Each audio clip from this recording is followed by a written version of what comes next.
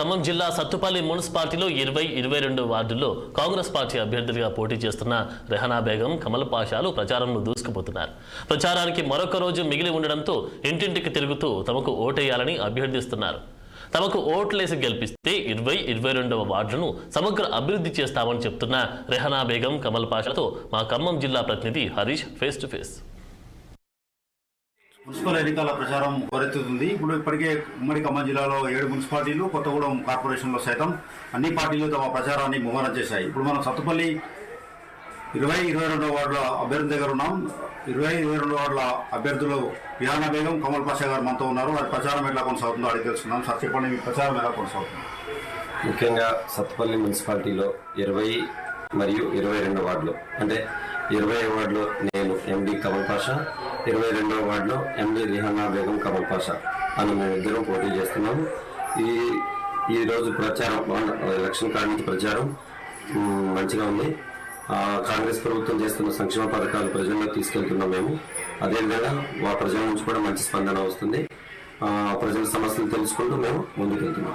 ఈ వార్డులో ఏం సమస్యలు తెలుసుకున్నారు వాళ్ళు 22వ వార్డులో? ముఖ్యంగా కాంగ్రెస్ గవర్నమెంట్ వచ్చిన తర్వాత కాంగ్రెస్ ప్రభుత్వం అన్ని సమస్యలు, అంటే రేషన్ కార్డులు, ఇందిరమ్మ ఇల్లు, ఇలా కొన్ని సమస్యలు మొత్తం క్లియర్ చేయడం అయింది. ముఖ్యంగా ఇల్లు లేని వారికి ప్లేసులు అడుగుతున్నారు. వాటి గురించి ముఖ్యంగా సమస్యలు అడుగుతున్నారు. మీరు కాంగ్రెస్ ఎందుకు ఓటేయాలంటే ఏం చెప్తారు?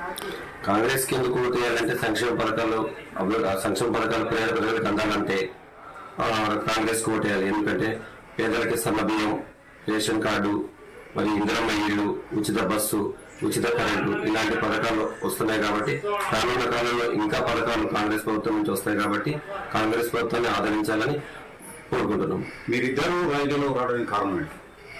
స్వతహాగా మేము డాక్టర్ గారికి ఎప్పటి నుంచో 2014 నుంచి ఆయన అంటే ఉన్నాము. 2014లో మేము ఆల్రెడీ కౌన్సిలర్ గా గెలిచాము ఇక్కడ.